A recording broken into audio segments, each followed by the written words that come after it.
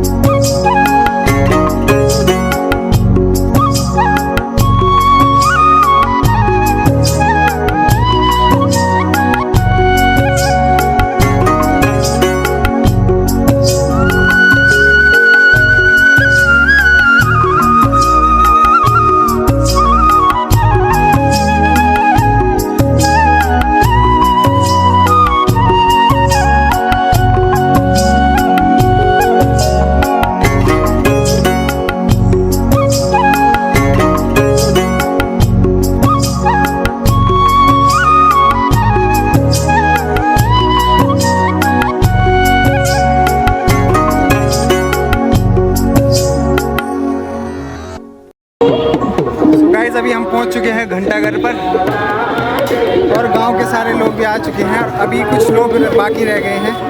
सभी बने रहे, आप दिखाएंगे आज आपको अपने रैली का आयोजन।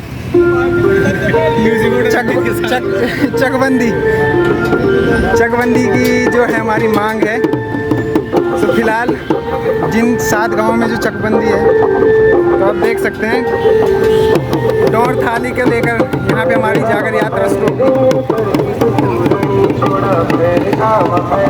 सो अभी तैयारी चल रही है रैली की। बात पहाड़ की जमीन बचाने की। चकबंदी लाओ और खुशहाली पाओ।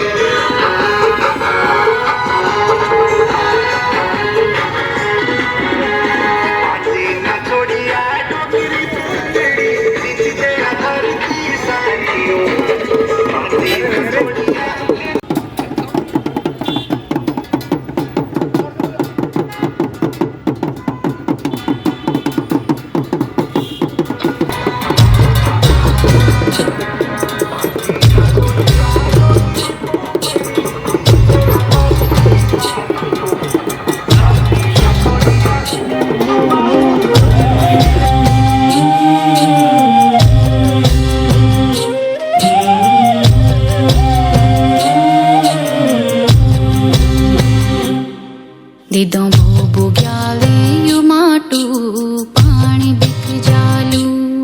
दिदों भोबो ग्याले यु माटू पानी बिक जालू। त्यारा पुरखों को से त्यों संभाल्यूं बिक जालू। त्यारा पुरखों को से त्यों संभाल्यूं बिक जालू। दिदों भोबो ग्याले यु माटू पानी बिक जालू।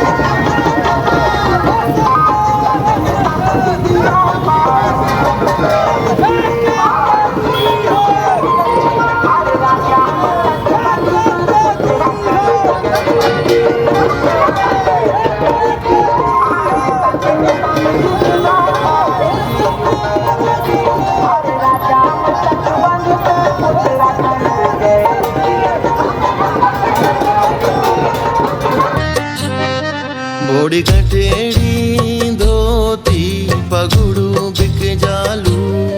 बोड़ी गठेड़ी धोती पगड़ू बिक जालू। कारी जो तौलकू भात बिक जालू। कारी जो तौलकू भात बिक जालू। हौलनी सूड़ू दंदुलों की गांडी बिक जाली। हौलनी सूड़ू दंदुलों की गांडी।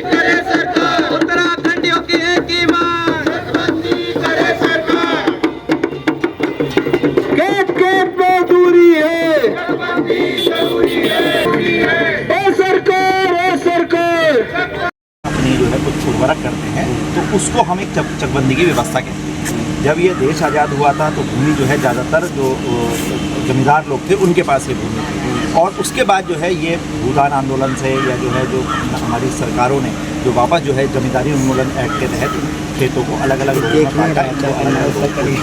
अब जो है इन खेतों हमारे यहाँ जो खेती है वो अक्सर अलग अलग कोनों में अलग अलग जगहों पर है, और हम जब भी किसी कृषि पे सुधार की बात करते हैं तो हम जब एक कंपोजिट प्रोडक्टिविटी प्लान की बात करते हैं कृषि में, तो वो तभी हो पाएगा जब हम जो है एक चक में खेती कर पाएँ और एक तरह का फसलों के लिए जो है सरकार कोई नीति बनाए। इसका आंदोलन बहुत लंबे समय से, प्रदेश के टाइम से ही बहुत लंबे समय से इसकी मांग चल रही है, लेकिन जो है सरकार ने बहुत लंबे आंदोलन को देखते हुए इस पर संज्ञान लिया और इस पर एक एक्ट बनाया, जो एक्ट हमारी विधानसभा से पास है। लेकिन समस्या ये है कि वो एक्ट अभी तक यहाँ प्रदेश में लागू नहीं है।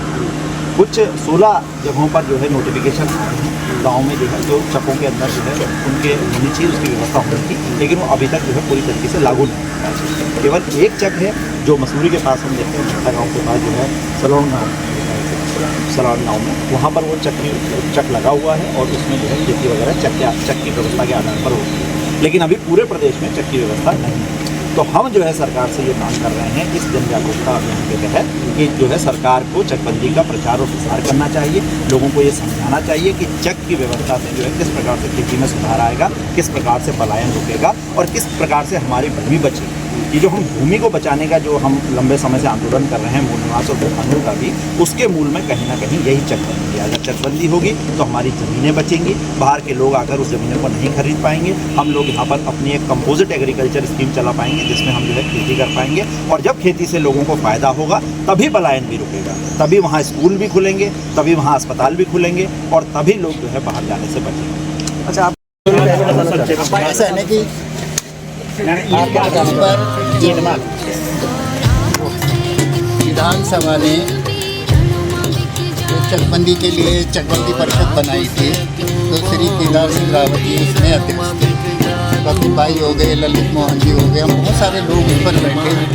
उस पर एक विचार आया कि अधिकांश पहाड़ों में लोगों की स्थिति ये है कि जो भूमिहीन है, किसी पे 1 नाली ज़मीन है, किसी पे 2 नाली ज़मीन है, किसी पे 3 नाली ज़मीन है, कुछ ही लोगों के पास बंटवारे होते होते वो ऐसी स्थिति में है कि 4 भाई हैं तो फिर 4 भाइयों में बटा, 4 भाइयों के बाद भी फिर वो 10 भाइयों में बटा, या किसी का नहीं हुआ तो उसके पास ज़्यादा ज़मीन रह गई।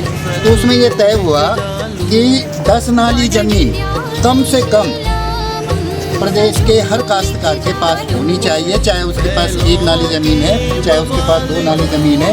एक समानता आएगी, जिसके पास ज़्यादा है उसके पास ज़्यादा रहेगी, लेकिन कम से कम मतलब हमारे अनुसूचित जाति के लोग हैं, उनके जहाँ घर बने हुए हैं वो मेरे दादाजी ने उनको माना ज़मीन दी, उनके नाम नहीं हुई, ना बंदोबस्त आया, ना वो हुआ, तो मेरे दादाजी ने उनको ज़मीन दी। आज भी वो ज़मीन मेरी है, लेकिन वो बेचारा अपना समझ के उसको कई सालों से रह रहा है। तो उस पर हमने ये भी एक विषय रखा था कि, और वो विषय सर्वसम्मति से उस पर बात हुई थी कि हाँ ये ज़रूरी है। अब उस विधेयक में जैसे हमने पढ़ा है तो उस पर ये व्यवस्था की गई है कि जो भूमिहीन है उनके लिए भी चेक बनाए जाएंगे।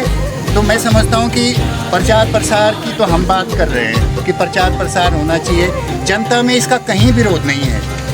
विरोध कहाँ पर है कि सरकार ने जब कानून बना दिया है तो कानून लागू होना चाहिए, और उन्होंने जो मानक बनाए हैं कि हर व्यक्ति के पास इतनी ज़मीन होनी चाहिए, जिसके पे ज़्यादा है उसको 2 चेक मिल सकते हैं, या जो भी व्यवस्था। मैं आपको बताता हूँ पहाड़ों में कैसे हम लोग बसे। जैसे आपने कहा कि जमींदारी उन्मूलन हुआ, तो पहाड़ों में कोई जमींदारी थी ही नहीं। वहाँ क्या था कि मेरा परिवार है, अब मेरे परिवार जब रहा होगा शुरू में, मेरे दादाजी परदादाजी और जो भी आए होंगे, तो उनके पास जितनी ज़मीन उन्होंने देखी उतनी ज़मीन उन्होंने कब्जा कर ली, जिसका बड़ा परिवार रहा उसने ज़्यादा कर ली। धीरे धीरे क्या हुआ कि वो बढ़ती गई, जिसकी संतान आगे नहीं हुई तो उनमें वो एक ही हिस्सा बचा, किसी के 4 हो गए तो 4 हिस्सों में बढ़ गई। आज आप स्थिति देखेंगे पहाड़ों की और वहाँ की ज़मीन की, तो वहाँ की ज़मीन की ये स्थिति नहीं है कि किसी के पास बहुत ज़्यादा ज़मीन है, किसी के पास बहुत कम ज़मीन है। अधिकांश लोग बहुत कम ज़मीनें हैं, इतने हिस्से बटे हुए हैं। उन सबको हमने उसमें भी एक व्यवस्था दी कि ऐसे में तो चकबंदी होना बड़ा कठिन काम है, क्योंकि एक नाली पे क्या चकबंदी होगी, या इनकी 2 नाली है तो फिर क्या चकबंदी होगी। तो कम से कम एक व्यक्ति, एक परिवार को 10 नाली ज़मीन तो सरकार को, चाहे वो तहसीन ज़मीन से दे, चाहे वो वन भूमि से दे, या कहीं से भी दे, तो वो 10 नाली ज़मीन हमें दे। तो उससे क्या होगा कि समानता आएगी और समान लोग, मतलब कि सबके पास थोड़ा थोड़ा ज़मीनें होंगी। तो मैं समझता हूँ कि हम पर उस पर ज़्यादा बातचीत करनी चाहिए कि जब कानून बना दिया गया है तो कानून लागू होना चाहिए। जनता में कहीं विरोध नहीं है। धन्यवाद। मैं गांव से हूं और मैं गांव की बात बताऊंगा आपको, जो एक्चुअल में स्थिति है, क्या हम करेंगे, क्या करने जा रहे हैं। लेकिन पहाड़ जो है वो बिल्कुल बर्बादी की कगार पे है। हमारे पास 5 से 7 साल का समय है, ये आप नोट कर लीजिए, 5 से 7 साल का समय है, और यहाँ की खेती की दशा अगर बदली नहीं गई तो ये पहाड़ बर्बाद है। और क्या सवाल मेरा ये है कि क्या सरकारें इन पहाड़ों को बर्बाद करना चाहती हैं? जो खेती में पर्वतीय क्षेत्रों में चकबंदी जैसे विधेयक कानून होने के बावजूद भी उस पर कार्य नहीं कर रही है। आज क्या था, आज की स्थिति क्या है और 20 साल पहले की स्थिति क्या थी? मैं बीरूखाल से हूँ, बैजरो क्षेत्र से, और जब हम 12वीं 10वीं 12वीं में थे तो मुझे लगता है कि धुमाकोट के नीचे तक का एरिया पूरा हरा भरा था और सतपुली से आगे पूरा ही एरिया, सब जगह खेती हो रही थी। धीरे धीरे हमने ये सुना कि धुमाकोट के लोग खेती छोड़ते जा रहे हैं क्योंकि वहाँ सुअर वगैरह ये सब चीज़ें डिस्टर्ब कर रही हैं। धीरे धीरे वो चीज़ बीरोखाल तक बढ़ी और आज उसने बैजरो के दायरे को पार करके थलीसैंड ब्लॉक में प्रवेश कर दिया। लोग कहते हैं जी वहाँ तो खेत सारे आबाद हैं। सवाल आबाद करने का नहीं है, सवाल ये है कि वो खेत क्या पलायन को रोक पा रहे हैं, वो हमें आजीविका दे पा रहे हैं। सवाल इस चीज़ का है। खेती के बिखराव ने हमारी महिलाओं को इस कदर खेती छोड़ने पे विवश कर दिया है कि आज स्थिति जो है वो सबके सामने है। मेरा मानना है कि अगर चेकबंदी होती है, सरकार जल्दी से जल्दी चेकबंदी करती है, तो सबसे जो पहला इसका सबसे ज़्यादा जो क्या कहते हैं फ़ायदा होने वाला वो हमारी मातृशक्ति को होगा। क्योंकि आज देखिए इतना बिखराव खेती में कि वो बेचारे परेशान हैं। एक खेत में घास काटने जाते हैं, दूसरे में धान काटने जाते हैं, फिर वहाँ से घास उठाते हैं, इधर ले जाते हैं, कभी इधर ले जाते हैं। जो दिन भर 1 घंटे में काम हो सकता है उसके लिए बेचारों को दिन भर रेंगना पड़ता है, कभी इधर कभी उधर। एक महिला जिसकी शादी हो जाती है 18 से 20 साल में, वो गांव में जीवन यापन करती है, 20 साल 18 साल तक खेती करती है। जब उसका बच्चा इंटर में चला जाता है तो किसी बढ़िया कॉलेज वगैरह में उसको उसकी पढ़ाई करवानी है, वो बेबस है, उसके पास पैसा ही नहीं है क्योंकि उसकी ज़मीन ने उसे कुछ दिया ही नहीं। तो ऐसी स्थिति में आदमी पहाड़ से पलायन नहीं करेगा तो क्या करेगा?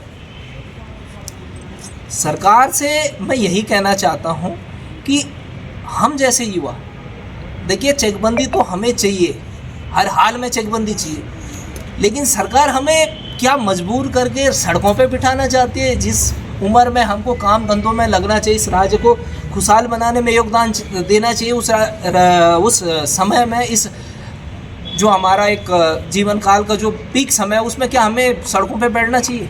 जो मेरे साथी युवा है, नौकरी धंधों में है, कोई कहीं है, क्या इनको मजबूर होकर सड़कों पे बैठना पड़ेगा? क्या इस प्रदेश में बिना धरने दिए कोई चीज़ होगी? नहीं। आज के इस कार्यक्रम से, आज की जो जागर यात्रा से हमारा सरकार से अनुरोध है, विनम्र अनुरोध है कि सरकार चेकबंदी को प्रचार में लाए। मैंने अभी जब मैं बैजरो से चला, बैजरो से और देहरादून तक, इस जगह तक आने तक न जाने कितनी होर्डिंग थी, भू कानून की, यूसीसी की, अलाना ढिमकाना, ये वो सो। भाई जिससे हमारे प्रदेश ने खुशहाल होना है, उसके लिए क्या आपके पास पैसा नहीं है? क्या विज़न नहीं है? आप विज़न नहीं है तो क्यों बैठे हैं आप उस कुर्सी में? ये तो कोई स्पेशल ऐसा कोई देवदूत बन के तो आएगा नहीं जो इस प्रदेश की दशा सुधार लेगा। मेरा पक्ष विपक्ष, कांग्रेस, भाजपा, जो भी दल है, उनसे ये कि राजनीतिक चेकबंदी जो है बाने सही का ये राजनीतिक मसला नहीं है। हमको सबको इस विषय पे साथ आने की ज़रूरत है। इस प्रदेश के युवा को खासकर इस विषय पे खुल के आने की ज़रूरत है, क्योंकि गांव बचेगा तभी ये प्रदेश खुशहाल होगा। और देखिए आज की स्थिति ये हो गई है कि जिस गांव में 60 परिवार कभी रहा करते थे, आज उस गांव में 10 से 12 परिवार रह रहे हैं। उसमें से सिर्फ 5 से 6 परिवार खेती कर रहे हैं। और यही स्थिति रही तो 5 से 7 साल में उस गांव ने पूरा खाली हो जाना है। और जब सारा पहाड़ इसी तरीके से खाली होगा तो न जाने कब क्या योजनाएं लाकर यहाँ पे बाहरियों को बसा के वो लोग आएंगे और हमारे देवी देवताओं के जो थान हैं उनको तहस नहस करेंगे। तब हम इन शहरों में अपने 20, 30, 25, 40 गज के एक एक कोठरी में जाके रोएंगे। ये समय आएगा अगर हम आज चेकबंदी के लिए नहीं लड़े। मेरा सरकार के साथ साथ सभी उत्तराखंड वासियों से, सभी पहाड़ वासियों से, रहवासियों से, प्रवासियों से ये आह्वान है कि आप इस मुहिम में जुड़ें। आप जहां हैं वहां चेकबंदी को चर्चा में लाएं। इतना मुश्किल नहीं है, अगर हम संघर्ष करेंगे तो ये बहुत जल्दी हो जाएगा। इन्हीं शब्दों के साथ सभी का धन्यवाद। तो मुझे इस बारे में पता ही नहीं था, तो आज यहाँ आके मुझे इस चीज़ के बारे में पता चला। तो छोटी सी लाइन में मैं बोलना चाह रहा हूँ कि हमारे जो नौयुवा हैं तो उन्हें इस चीज़ के लिए जागरूक होना पड़ेगा, जिससे कि हमारी देवभूमि उत्तराखंड का प्लान बचेगा और हमारी कृषि में बढ़ोतरी होगी। धन्यवाद। सो गाइज अभी हम आ गए हैं अपने घर पर। तो जो हमारी गरीब क्रांति अभियान द्वारा जो रैली, एक जागर यात्रा चकबंदी के संबंध में निकाली गई थी, वो भी संपन्न हुई। सो आज हमें एक नया एक्सपीरियंस मिला। तो साथ में हिमांशु गोसाई भी हमारे साथ गए थे। तो यहाँ भी थोड़ा जो है अंदर से जो आग जलती है, तो हिमांशु गोसाई वहाँ जाके हिमांशु गोसाई के अंदर भी आग जल गई थी। तो नारेबाजी अच्छी तरीके से हिमांशु गोसाई द्वारा भी हुई। सो गाइज हमारा मकसद किसी सत्ता पार्टी से नहीं है कि हम उन्हें ठेस पहुँचाएं। कोई भी, चाहे कोई भी पार्टी है, एक नया कानून जो है चकबंदी से रिलेटेड जो पारित हुआ है वो उत्तराखंड में लागू होना चाहिए, बस यही हमारी मांग है। सो दोस्तों वीडियो को शेयर करें और ज़्यादा से ज़्यादा शेयर करें और नए युवा जो हैं वो जागरूक हो इसके प्रति। यही मैं आप सभी से जो है अनुरोध करना चाहता हूँ। सो दोस्तों आज की वीडियो की एंडिंग में यहीं पे करने जा रहा हूँ। सो अगर वीडियो पसंद आई तो वीडियो को ज़्यादा से ज़्यादा शेयर करें और वीडियो पसंद आए तो वीडियो को लाइक करें, कमेंट करें और चैनल को सब्सक्राइब करें। सो दोस्तों आज के लिए इतना ही। Tata bye bye. सो मिलते हैं नेक्स्ट वीडियो में।